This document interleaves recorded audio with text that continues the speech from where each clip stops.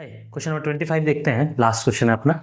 ठीक है, question number 25 read कर लीजिए। क्या है? बार मैग्नेट है, मैग्नेटिक फील्ड में है, गाउस के टर्म में दिया हुआ है, एंगल 30 डिग्री जब बना रहा है तो टॉर्क लग रहा है इतना। बोला work done moving from most stable to most unstable position is this. तो अल्फा की वैल्यू पूछ रहा है, कुछ चीजें मालूम होनी चाहिए।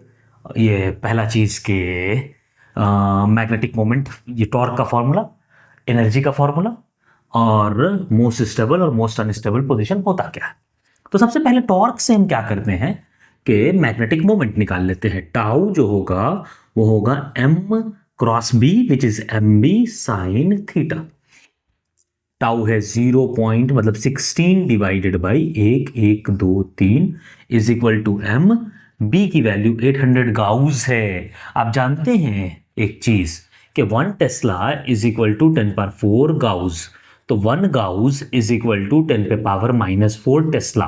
तो 800 gauss is equal to 800 into 10⁻⁻⁴ tesla. तो टेस्ला में अपने को पुट करने का है, तो बी की वैल्यू क्या हो जाएगी? 800 इंटू 10⁻⁴ मतलब divide by 2 3 4 into sine theta 0 1/2। एक ने दो को, एक ने दो को, एक ने दो को, एक ने दो को, सबको मारा। 2 चौके 8, 4 चौके 16। m की वैल्यू आ गई 0.4। m की वैल्यू की रिक्वायरमेंट इसलिए पड़ रही है क्योंकि पोटेंशियल एनर्जी का फॉर्मूला होता है -m.b। -m.b।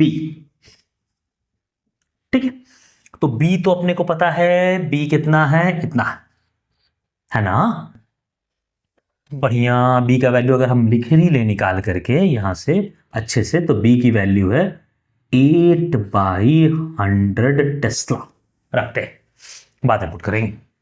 अब मोस्ट स्टेबल पोजीशन का होता है जब थीटा m और b के बीच में, स्टेबल लिख लेते हैं, स्टेबल में थीटा m और के बीच b के बीच में 0 डिग्री होगा। और अनस्टेबल होता है जब थीटा m और b के बीच में 180 डिग्री होता है। पढ़े होंगे आप।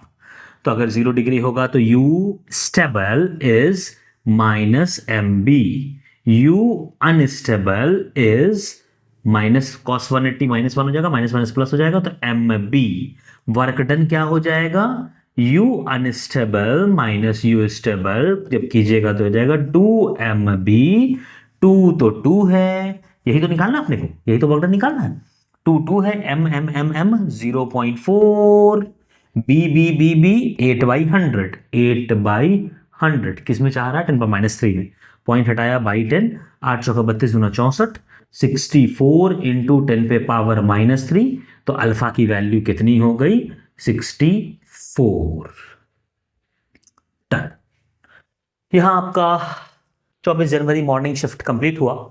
अगला लेक्चर लेकर के आएंगे 24 जनवरी इवनिंग शिफ्ट, जो लेक्चर नंबर 7 होगा, नहीं 8 होगा, ये 7 ना, हाँ 7 है।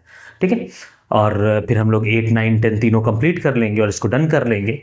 अगर ये 10 लेक्चर आपने लगा लिया और लगा करके अच्छे से लगाया, ताकि फॉर्मूला भी सारा रिव्यू हो, सिर्फ लगाना इसको नहीं है, फॉर्मूलाज वगैरह भी देखते रहना है, सारा थ्योरीज भी रिव्यू करते रहना है, और भी जो क्वेश्चन है वो बनाते रहना है। सिर्फ ऐसा नहीं हो कि सिर्फ फ्री 2.5 क्वेश्चन बना करके जाए, बाकी जो क्वेश्चन हैं जेईई मेंस के अच्छी लेवल की, जेईई एडवांस के लेवल की, या HC वर्मा जी जो हैं उनके लास्ट के क्वेश्चंस अगर आप लगा करके जाएंगे तो गारंटीड है कि आपको सफलता इस बार अप्रैल शिफ्ट जेईई मेंस में मिल करके रहेगी।